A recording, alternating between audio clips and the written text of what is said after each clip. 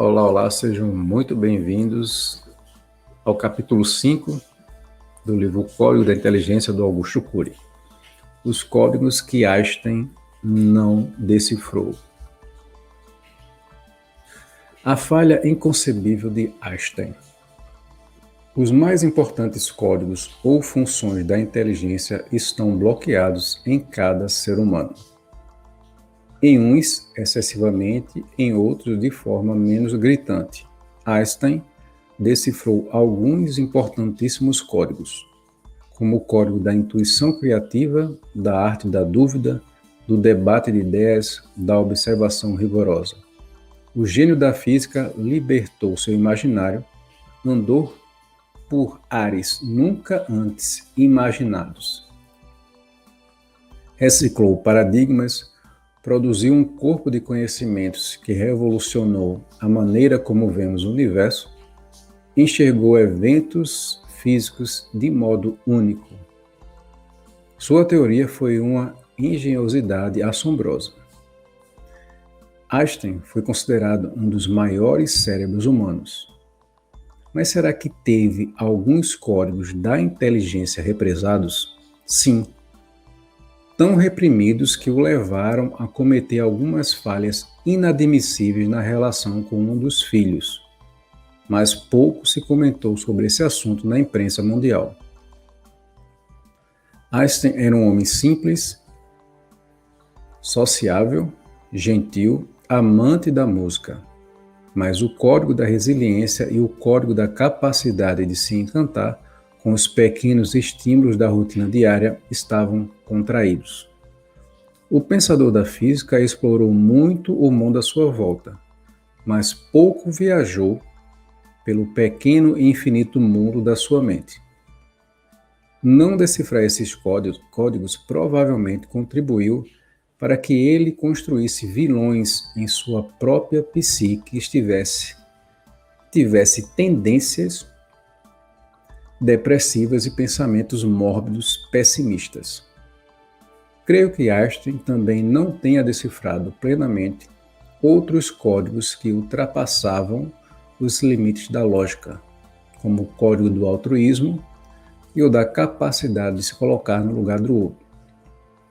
Se ele o tivesse desenvolvido em seu psiquismo, jamais teria deixado de visitar por anos a fio seu filho portador de uma psicose no manicômio em que o internou.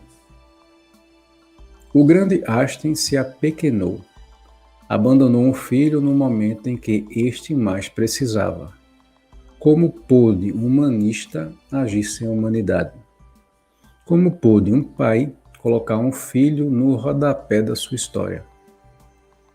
Einstein foi a primeira grande celebridade da ciência, mas, enquanto brilhava, seu filho vivia no anonimato de um manicômio.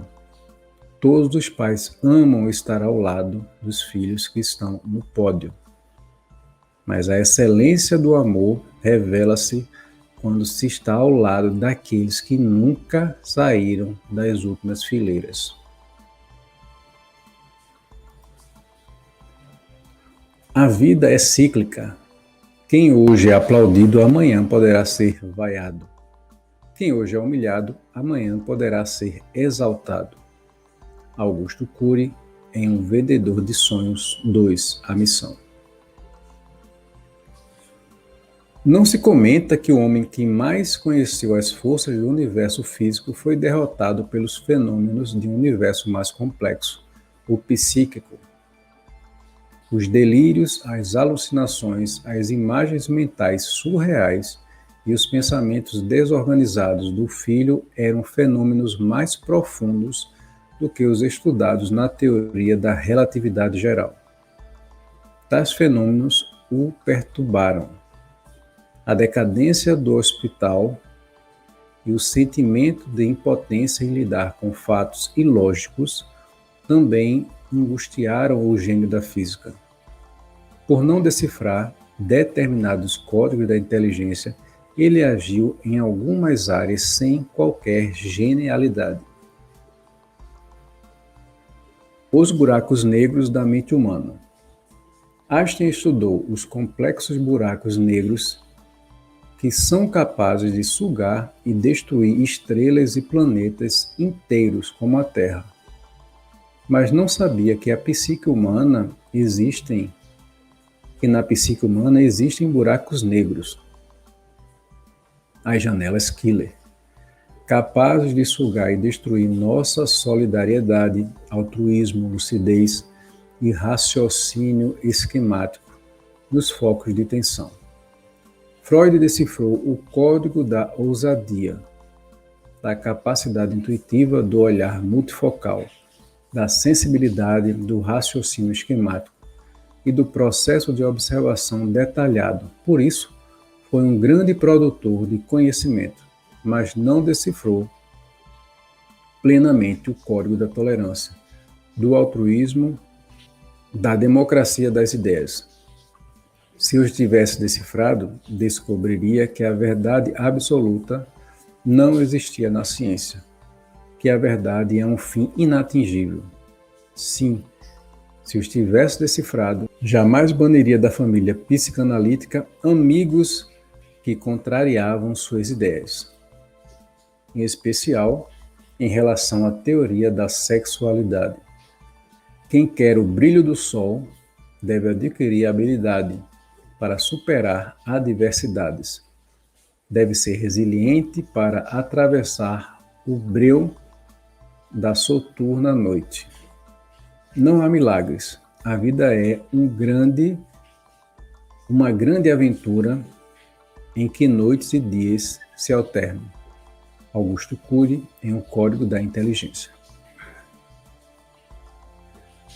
O grande Freud talvez suportasse as críticas de fora, mas não teve maturidade para suportar as críticas que surgiram dentro do ninho psicanalítico.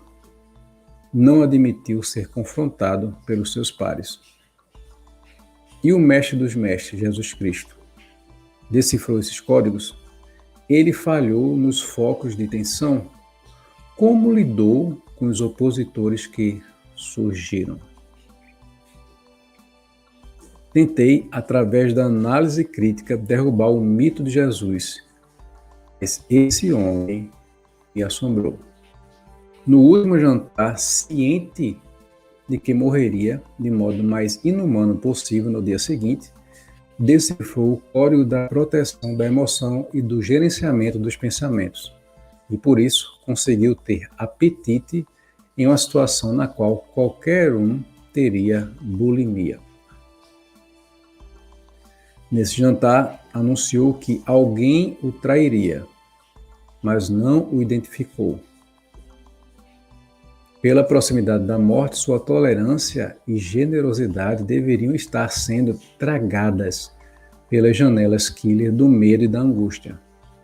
Mas ele decifrou o código do altruísmo, da resiliência, do carisma e da capacidade de se doar sem esperar retorno. Somente isso explica por que protegeu Judas Iscariotes, em vez de expor sua traição. E ainda por cima, deu-lhe um pedaço de pão. Seguro, disse ele, o que tendes de fazer, faça-o depressa. Não tinha medo de ser traído, mas de perder seu discípulo. Diferentemente de Freud, ele incluiu, abraçou e respeitou quem o decepcionou ao máximo.